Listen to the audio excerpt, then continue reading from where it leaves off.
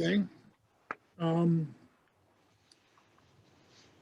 The first item I have is, these are all capital expenditures that are being made by, you can probably explain it better than I can, Michelle, by various non-stabilization fund methods.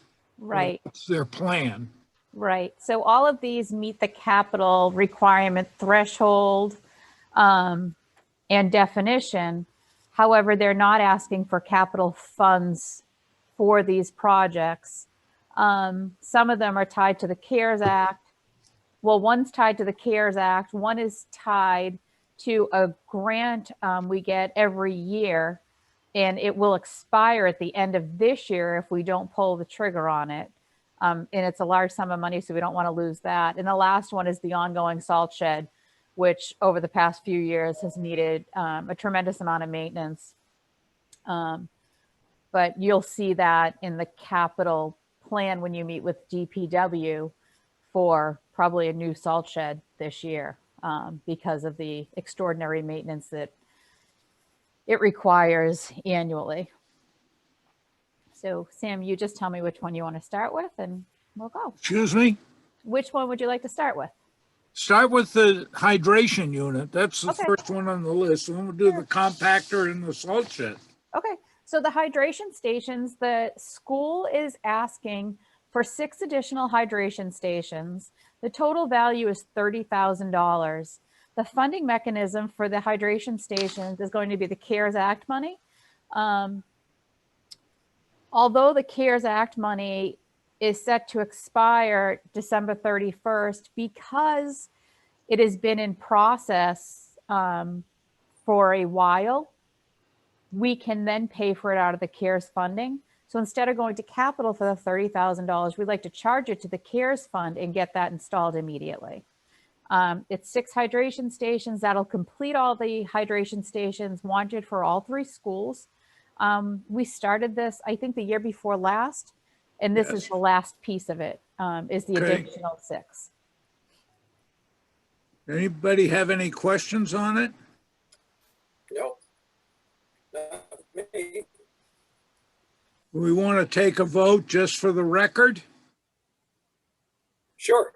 Probably a good Want me to idea. Move it? Excuse me? Yeah. So we move the 6 yes, okay, move the 6 hydration stations to be paid for by the COVID, whatever was it COVID-19, COVID CARES Michelle, Act. or what? COVID or what CARES Act use, funding. what fund do we call it? COVID CARES Act funding. So Does anybody want to make a motion or do you want me to? Well, I'll do it. I think Ralph just did, didn't he? Yeah, Ralph just made the I just did. Oh, you did? Okay, I missed part of it. Do we have a second? I'll second if I'm allowed as an associate. Yeah, I'll let you. I'll second. How's that? All those in favor, and we'll make this a roll call vote. Ralph? Aye. Susan? Aye. Mike? Aye. Sam? Aye. Great, thank you. The next item is the compactor. So this compactor, let me see my notes, make sure I have them all in front of me. So the DPW is asking for an additional compactor up at the RTF for efficiency purposes. The existing compactor they have is always out of service due to mechanical breakdowns. The ability to have a second compactor on site would be strictly for paper, is what they're saying now. It would reduce the number of runs, so therefore the overall cost of our vendor hauling items back and forth. The overall cost of this is $44,000. However, with me saying that, there are several items within this quote that we don't need. Things like hydraulic hoses, we don't need those. They're things that we already have and that can be repurposed for this machine. The grant funding we have available that is due to expire at the end of the year is $28,000. We get a grant every year. This past year's was 28,000. I don't know what next year's is going to be. Oh, Francine's here. I also got notice today from the town manager's office that they signed off on another grant that could be tied to this for an additional $10,000. So that's $38,000. Without all the extras that are listed here within this one quote that comes to $44,000, the $38,000 will cover the cost of the compactor, the installation, as well as warranty for 3 years, and the shipping of this container. So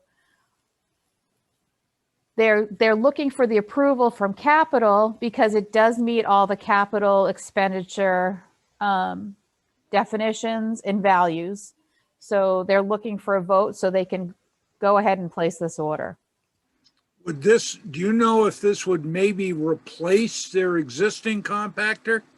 Yes, and the answer is no. I did talk to Carl about it today at length, and what they would do is they would fix their compactor. So now they would have 2 in service, which would really reduce the overall hauling necessary for the RTF. It would just make for a more efficient operation overall. Mm-hmm. So is the other compactor where the cardboard is? Yes. Yes. Do they have any idea how much this will save them They in operating costs? didn't put a cost to it. They just put high level. Let me see if I can pull it up. See what Carl.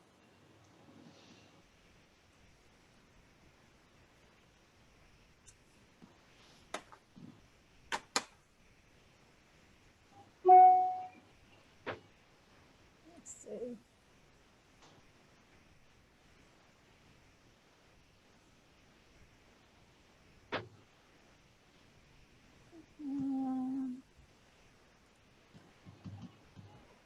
He said that they are now using an open container and making frequent trips. The compactor would reduce the amount of trips from Cohasset to Mansfield. Using an open container often generates a lot of windblown material. The compactor with an enclosed container would minimize that. Due to the age of the current compactor, it's very difficult to take it offline for repairs and maintenance.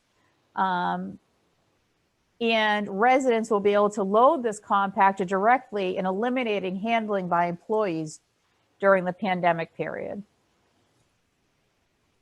So the compactor is going to be outdoors on the paper? So is it part of the physical container? So so they're going to build a slab. They're going to put it on the slab. There'll be it'll be attached to a physical container, but it will be outdoors, the way I understand it. I think there'll be a roof mechanism over the electronic piece of it, but the container will remain open. Do these grants expire at the end of the year? Do you know? Only the $28,000 expires at the end of the year. So that's why the actual compactor itself in this quote is $27,000 for the actual compactor. So we can place that order before the end of the year. And then next year, calendar year, we'll be able to place the rest with that $10,000 grant and the additional funds from their operating budget. I'd really like to try to understand, and I don't think we have enough time, understand how much savings might be generated by this because of the fewer trips they have to make. But Sure. I don't think we're going to get that in time, and I hate to lose the grant. So what I can do is I can ask Carl in the morning for an analysis on the savings, and I can send it to the whole board. So you have an idea of what the savings would be. But really just purchasing the compactor with the grant money without anything else allows us to get the compactor in town, Yeah. we can store it and then figure out the rest after without losing that $28,000. So on the grant, Michelle, that's not specific to the compactor. That's just a grant in general for the transfer. It's a grant in general for the RTF, specifically for the RTF operation. Mhm. And this rises to the top of their list of things they need. Yes.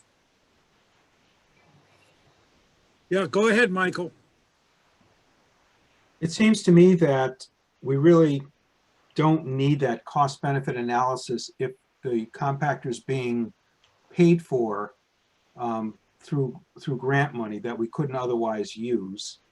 That having the second compactor would allow us to take that first compactor offline for maintenance. So I think we get a lot of benefit from this purchase. So I'm comfortable voting on this. I would vote for it.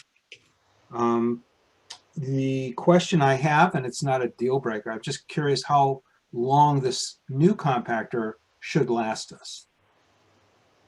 That's a great question. I believe the old compactor is been in existence for over 20 years, so I'm not sure on this, but that is something I could definitely follow up with. Mhm. Okay, again, I don't think that's a deal breaker, and I'd also be curious, not a deal breaker, to get an estimate from Carl as to how many more years he might get out of the old one. Okay. Yeah, I tend to feel this is a good idea. My objection, and it's not really against getting the compactor, it's really that this is sort of a half-ass request. It's not complete and it's not thorough, and it doesn't answer a large number of our questions. But we're up against a time frame that I don't see we have a huge amount of choice, or we're going to lose the opportunity. That's my opinion.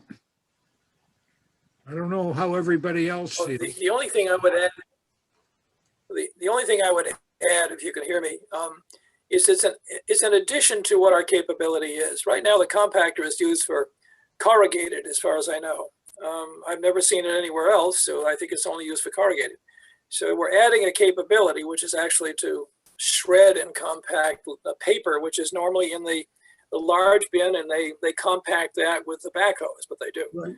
So this is an additional capacity or capability. I don't think there's a cost benefit ratio here that works, but it is something that is probably a bit more efficient generally. That's how I'd look at it. And as you say, if you're going to lose the 28,000 and they still want it, or they really think they need it, I guess you do it. But other than that, it's not something you would do if you had to pay for it for Agreed. independently for 44,000. You probably wouldn't do it if you didn't have a grant. That's how I'd look at it. And I agree with that, Ralph, and I also agree with what Michael was saying. My one question, Michelle, would be the amounts for the items that you said we would do on our own. Is it really worthwhile for us to be doing it on our own, and will it affect the warranty of the equipment if we're doing that service? And I can get all these questions answered first thing in the morning and shoot them off to the group. Mhm. Do we want to try to take a vote on it tonight, or do we want to defer? Well, I don't think you should defer, because I don't think anybody wants to have another meeting next Monday, to be perfectly honest with you. But anyway, I don't. I know that. Well, I'm in favor of Rules of voting, motion. and I would just ask the group, what is the downside risk of if we do go ahead and approve it tonight? What is the risk? I can't see any risk really, but help me understand if you feel that there is one. I only feel that the voiding of the warranty is a risk, but we can put that in our vote, right? Right. Oh, yeah, that it should come with 100% warranty. Well, the only risk in all of this is nobody wants the paper. Okay, that's what it comes down to. Right? So it's just going to go to a landfill and get burned. You know, or not even a landfill. It's going to go to a incinerator and get burned. That's all it's going to go. That's where it goes. So. Yeah, my only objection is we're voting on really an incomplete submission. Yeah. To put it simply, but I think it's worthwhile, and I propose that we recommend the purchase of the compactor. Well, a quick one addition, Sam. If they have to put in a pad, okay, and they have to build some structure around that in order to actually make this compactor safe, because there'll be a safety issue associated with it, any individual throwing stuff into a compactor, I can tell you that. There will be additional costs. So 44,000 is not where it stops. I can't imagine it stops there. So you have to be aware of that. I think that's a serious question. Well, I mean, those are a lot of the sort of ancillary questions, Ralph, that we don't know the answers to. Yeah. Well, you can always qualify a vote and say something like, we approve the acquisition of this compactor for 44,000 with a not to exceed, number for the pad and whatever other things they need to put onto it or something. So you come up with some complete solution rather than part of a solution here. So. Well, we could only go the first part for 28,000 because that's the grant that expires, and leave the rest of it to deal with later. As long as you can split it up. Yep. There's a second grant that Michelle mentioned of 10,000. Could you name that grant? I cannot name that grant. In one note. But I can certainly scan the paperwork to everyone tomorrow. It was in Chris's signature box this morning, and I didn't have time to grab it, so I didn't get to see all the details about it. So it sounds like we're authorizing 6,000 in capital budget funds. Okay, so I was just texting with Carl, and I have some of the answers for you now. Okay, good. The old one that they purchased was purchased in 2000, so they've gotten 21 years out of it. I asked how many years he anticipates getting out of this. He says the same. He said, we have to replace a motor and hydraulic pump on the old one, and hopefully that buys them another 5 years on the old one.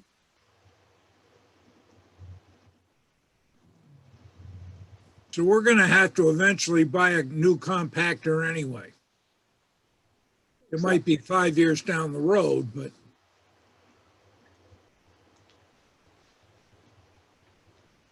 I think this, though, is not just a replacement of the old one. The old one is really stuck, I think, in the shed that actually compacts the corrugated. So this one is going to be different. This is not the same. So you're stuck with two of them now. So. right, I know. Yep.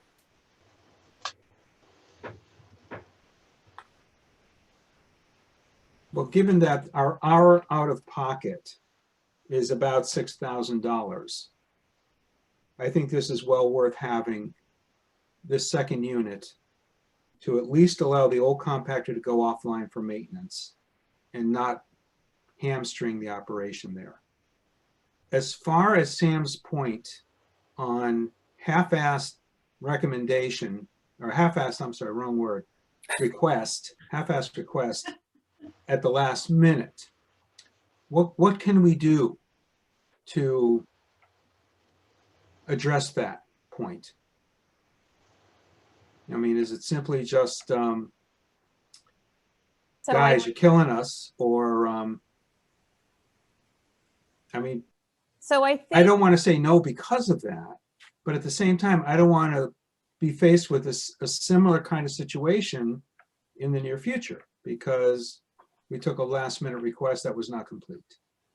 Mike, you're going to find that this is an ongoing problem depending on the requests. Sometimes they're very thorough. Sometimes it's like they're throwing it up against the wall and see what sticks. Right. And I don't I'd love to say no to anything that doesn't completely answer all our questions, but it gets to be impractical, and then you don't do anything that has to be done. Right.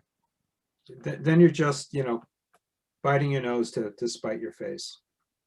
So honestly, when I sent out the emails saying, that you're a liaison to whichever department you were a liaison to, the feedback was actually very well received this year for some reason. Every other year I sent out the same email and I get nothing back. This year it's great that we're going to have someone to work directly with. If they have any questions, they should reach out to us. Right. We'd love to be able to go to Capitol the first time and be able to answer all their questions without going back multiple times. So I don't know. I feel like this year may be a little different. I feel like we're getting a little bit more momentum from some of the folks that we haven't in the past. And I don't know why that is, but it seems like people are more interested this year. I think because people are realizing how valuable everyone's time is. And every year when they're incomplete, we have to go back and forth so many times. And it's a poor use of everyone's time. So with the Very true. liaisons, I think it's gonna help.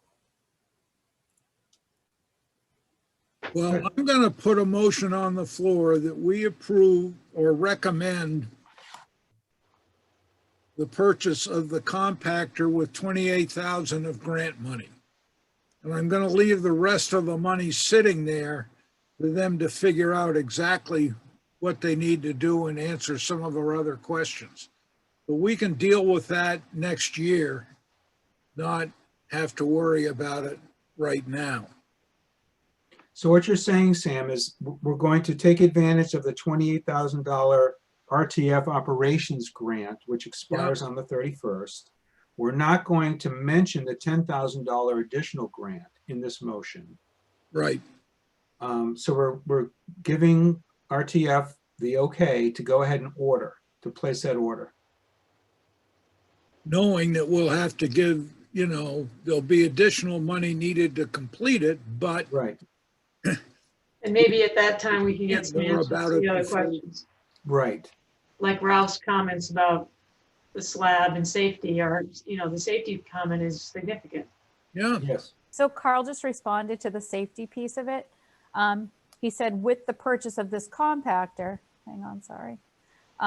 There are covers, and he said there'll always be someone overseeing the operation, but they won't need them to load the compactor because the covers act as a safety feature. So, I'm planning to reach out to Brian anyway, if not Carl, as liaison. I certainly want to do something next week with them. And Michelle, I think your point is very well taken, that with good partnership, we should not have these surprises. Or if we do, we're going to get a very early warning on it. As soon as they know that they're up against a problem that needs money to solve suddenly.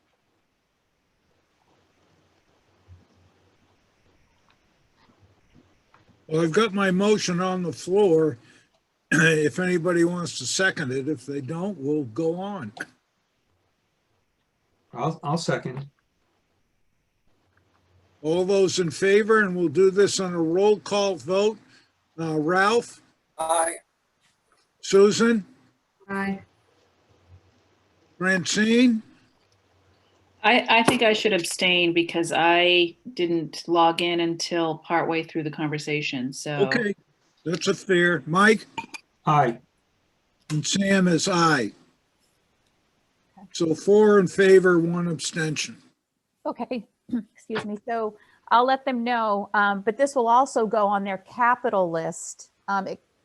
So when we're showing it on the capital form for when you review with everybody, do you want to show the total amount minus the grant, or do you just want to show the amount still needed, or that there's?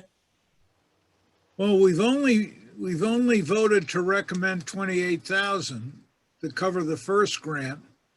But they should, I guess they should have the absolutely the total amount it's going to Okay. be. Okay. Michelle, by any chance, you know the manufacturer? I'm just curious what it looks like. Waste Equip.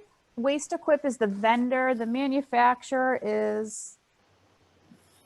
I have a. I don't know who the manufacturer is, but I do have a manufacturing number in here if you want to type it in and see if it comes up with anything. Sure. It's GP 550 NHD.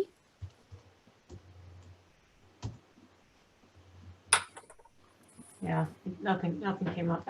No, if you go to I'm waste, just curious with these, you said covers. I'm just curious if it's covers like on dumpsters that you have to lift up with your hands, or if it's like a mailbox where you just slide things through a slot, or I'm just curious. so I'll ask tomorrow.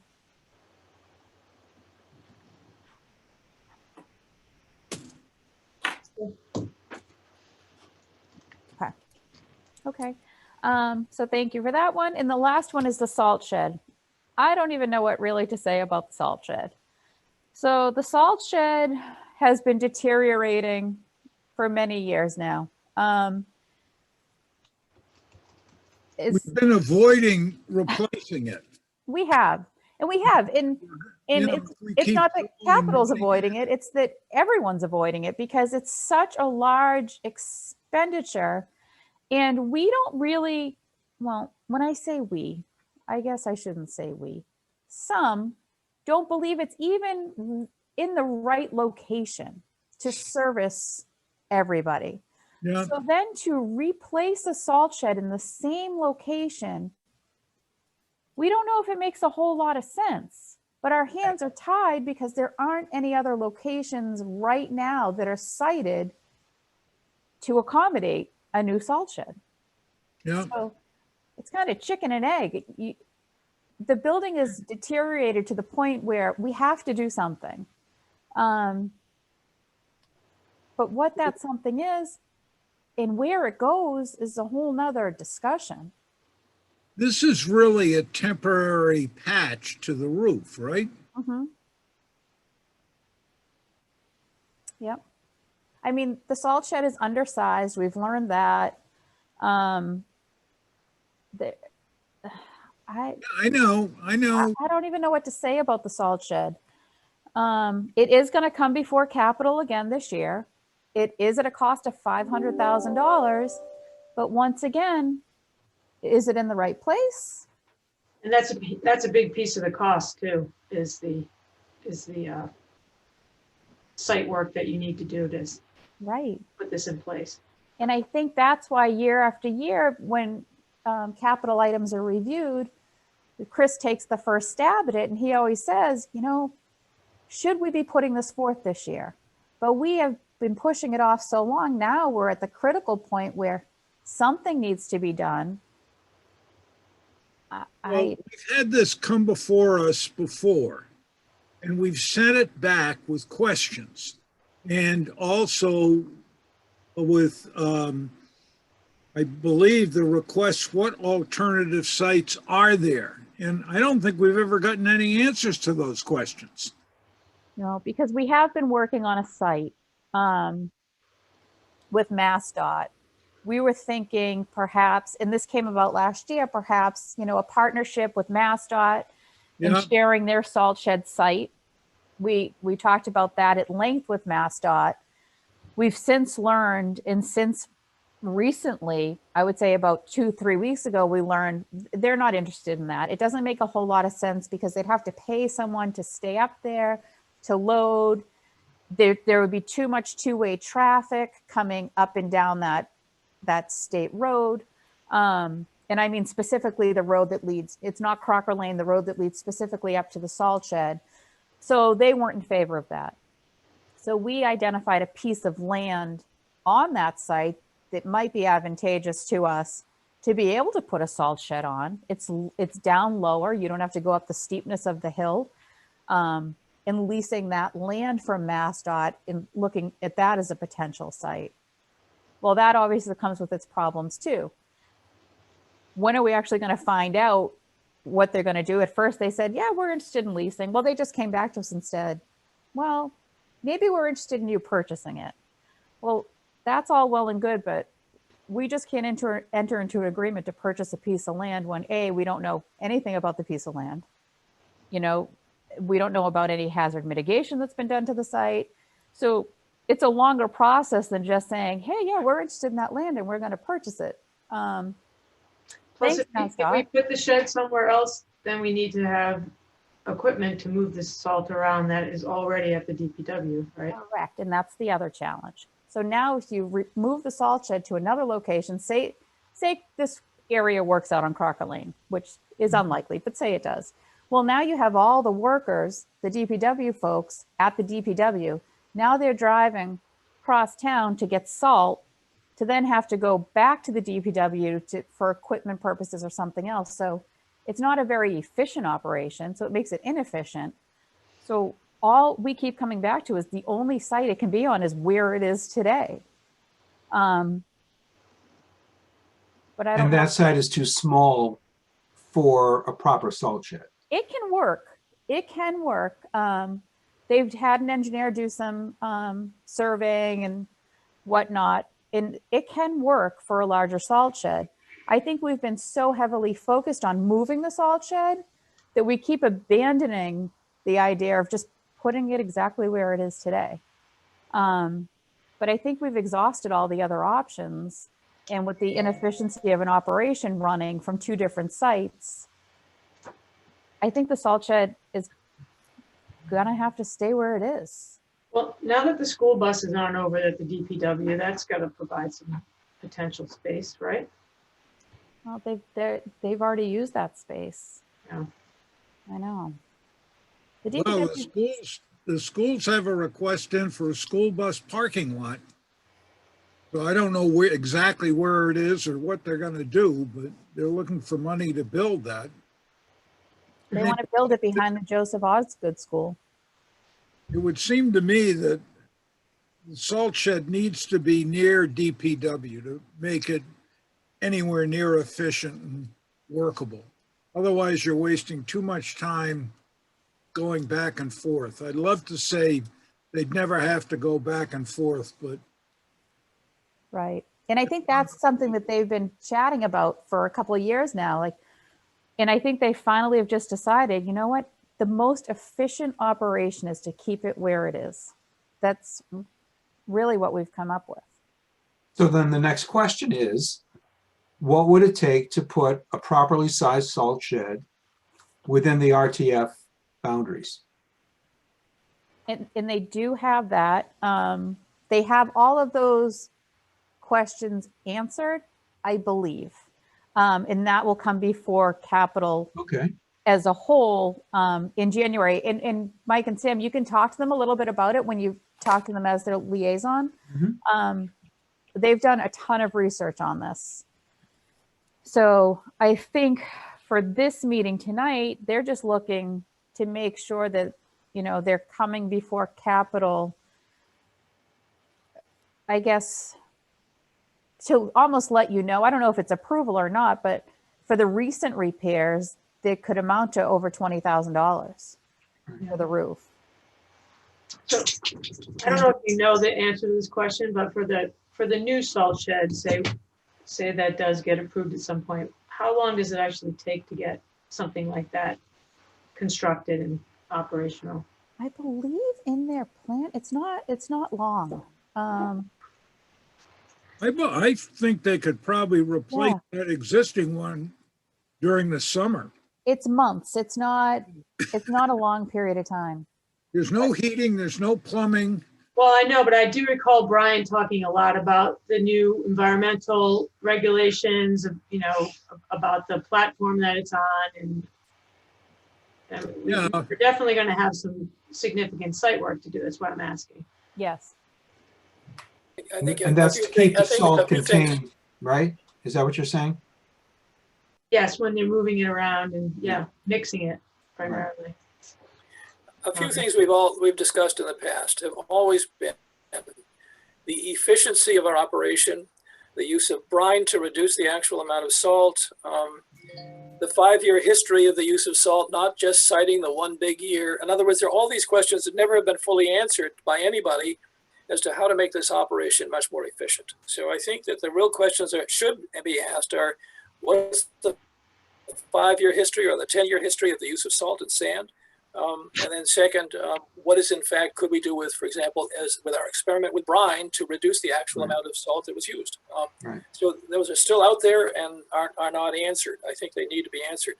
And with regard to a salt shed, it's not so simple. Salt is corrosive, so you have to pick materials, obviously, that aren't going to corrode, such as the current building is. Okay, so I mean, this is not as straightforward. You buy a building from some company that sells you, sheet metal buildings. So this is much more serious about: is it wood? What are the materials you make it of? So it's not a straightforward answer to any of this. So, Do you do a wooden structure or a steel structure? do a steel structure, you have to worry about salt corrosion and erosion and failure. Yep. Would you have to worry about the salt attracting moisture into the wood and the wood rotting sooner? Wood is the preferred choice for salt. That for sure is, no question. So Plastic. or plastic, yeah, or something like that. Yeah. Well, anyway, they've got to get this roof fixed, right? Right, yeah. Well, that's why I'm asking. If it's going to take a while to get the new one up and running, then we can't really play around with not fixing our current one. I mean, is this a temporary fix because they're going to rip the thing down? It's as permanent. So it's as permanent as the structure is permanent. The structure is not going to last much longer. I think we've run out of time with this one. Yeah. Was there insurance on that roof? So it's funny you asked that. Brian Joyce did ask that question to the insurance company. I don't think we've gotten a solid answer back, but that question has been posed, and I just don't think we have an answer back yet. Okay, so there's another question. Yep. Sam, do you have time next week to go over and talk with Brian and Carl? Yeah, I do. Why don't I get in touch with you tomorrow morning and figure out a time to propose to them? Yeah, as I told you, Mike, you let me know when's good for you. I will work it into my schedule. Okay, So I'm wide open. all right, I'm will do. theoretically retired until I get instructions from somebody else. Okay, will do. Happens periodically. Right. So about the salt shed as a whole, if there's any questions that anyone else has, and just when you're thinking of them, if you want to send them off to me, I'll compile a document so I can get it over to Carl and Brian, and we can get the questions answered. I know this has been ongoing for many years. I don't know the questions that are still unanswered, but if they're still unanswered questions, I'd love to have them so I can get them off to them ahead of time. Well, there's quite a few that we raised tonight. Yep, I have them And- written down. Right, and Ralph reminded us of questions that go way back, and I certainly recall the discussion about brine, and I was looking forward to hearing what the experiment showed. It's funny that you say that because I totally forgot about that experience. Yeah. So I'd be curious as well. Right.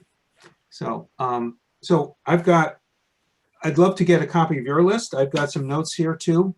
And I have a feeling that Sam and I will probably need more than one meeting with Brian and Carl to go through these different topics that we've got in front of us. Mhm. With the Okay. salt shed probably being, the number one on the list. Right. And I think they'll be more than happy to meet with you for as long I as. think they've got to fix the roof. Yes.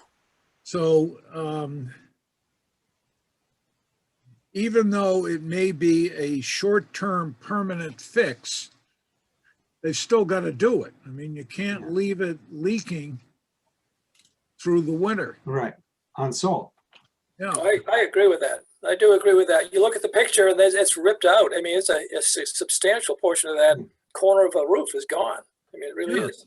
Yeah, you got to fix it. Right, Michelle, if you can get back with Chris tomorrow at least and it's really been push done on this answer awesome. for an insurance settlement, I would think, I mean, this is 6 weeks ago. We should have had an adjuster out there if we are covered and a check being issued. I will follow up first thing in the morning.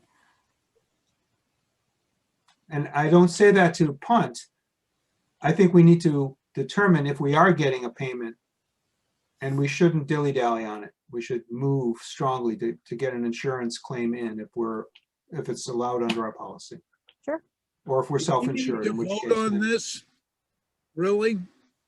I don't think you Again? need I don't think you need a vote on this. I think this is simply more informational to let you know what's going on with the salt shed, just to bring it to everyone's attention, and so everyone understands the sense of urgency of the request being put off, and not put off by capital budget, but internally as well, just year Yeah, over year saying we can Band-Aid it, we can Band-Aid it. I think they're at the point where they're saying no more Band-Aids. We need a solution. well, We're looking to you for some help and some advice, and let's all work together and see if we can come up with something that works for everybody. I don't think we've ever told DPW they didn't have to replace the salt shed. We were just waiting on them Yeah. to work on it and finalize their plans for it. Maybe this will be the motivation. Right. I think, And- and I also think with you Always reaching out, It was always the hope too, Michelle, that the DOT would do something for us, right? That was always the hope. It Yeah. made more sense, so, right, but obviously that doesn't look like it's going to work out. right. And then for our part, Sam and I will get together with Brian and Carl and really start to work on it with them as liaisons, so that we can lay some groundwork and then bring the whole thing back to the full committee. Sure. I think that's great. Hopefully. Right.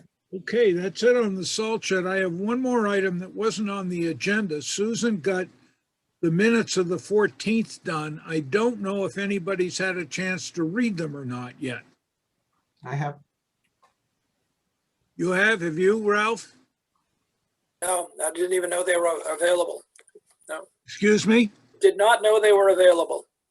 Yeah, I think she sent them out in an email.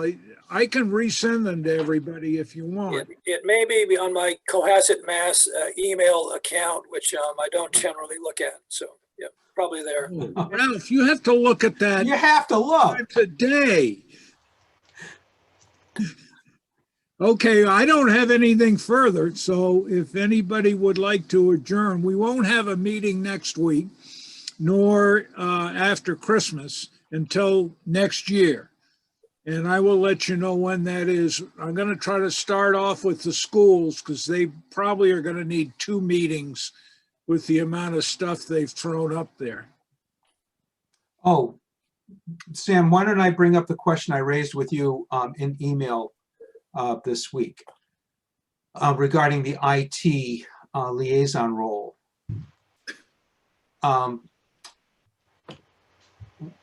We found out that Ron Menard has handed off IT management for the schools to a new technology director in the school, so that technology director will be making those proposals for budget. My question to Sam was, is that now something that the schools liaisons should wrestle with? Or is that something that Sam and I, as the IT liaisons, should keep as part of the IT umbrella?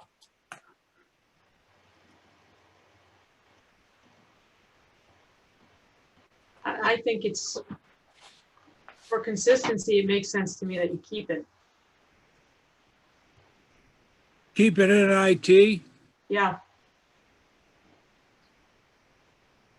Well, I'm sticking my nose into this and I may make some waves, but Ron Menard's last email looked like he was sort of washing his hands of the whole thing, as if there had been a dispute. I haven't yet talked to the new IT woman at the schools, and I am going to, and I'm also going to talk further with Ron. I've got my own feeling that our new superintendent is starting to build a new fiefdom. I guess it's the best way I can put it. So I will let you know. I hope to get a hold of both of them before the end of the year. And I will let you all know what I find out. I said myself and Sam as IT, it looks like I'm the only one who's liaison for IT at the moment. So, and then Francine, you're on schools. Do you have a feeling for it? I don't. I'm curious though, by splitting it out that way, does that mean now they're going to look to the school budget, or it's going to be somehow consolidated into the school budget, the IT component for the schools? Because I think maybe it depends Question. on how they're dividing it, like completely or just who, people that are taking the lead. Well, the IT budget has, for the whole IT mess, has been a shared budget town-wide. Mm-hmm. Right. I don't know what they're doing. I don't know if this new IT director comes on the school payroll or the town's payroll or what. Cool. It's Well, the What's school. What's I'm gonna Chris ask Senior's Some take stupid on this? questions of some people and see what I can find out. I don't know what else to do, because I think we have to understand the lay of the land Mhm. in this instance. Right. Yeah, Sam, I think you need to understand how they're structuring this thing. Right. You can structure it where you have the hardware specialist, which might be Ron, and then you have the software specialist, but that software specialist has to run across the entire town. I don't think you can just have one exclusively for the schools, because that's been the missing piece. We don't have somebody in the upper levels of the IT structure. Yeah. It may be that the school IT person is merely dealing with school software, That would be my guess. and how that works, but I don't know that. That's a lot of Schools- replication. Yep. Schools still come up with hardware requests, their cameras and other peripherals that they like to deploy in all those classrooms. Yeah, That comes in. agreed. I was wondering what Chris Senior's take is on this, because Ron works for Chris. That's a good question. We'll see if we can get some answers. Great, thank you. Anybody have anything else? Nope. Well, you all have a wonderful Christmas. I hope everybody stays healthy. Thank you, and you as well. Around town, and we may not, depending on how active you're going to be. But be safe, and we'll talk again next year. Very good. So we're not Merry going. Christmas and Excuse think- me? I think you need to formally adjourn the meeting. Are you proposing that we adjourn, Francine? I propose to adjourn. Anybody second? Who else? I'll second. Second, all those in favor, roll call vote. Ralph? aye. Susan? Aye. Mike? Aye. Francine? Aye. Sam? Aye. Thank you all. Okay. Okay. All right. Good night, all. Everyone. Merry Christmas. Everybody. Merry Christmas. Happy New Year. Bye-bye. Bye-bye.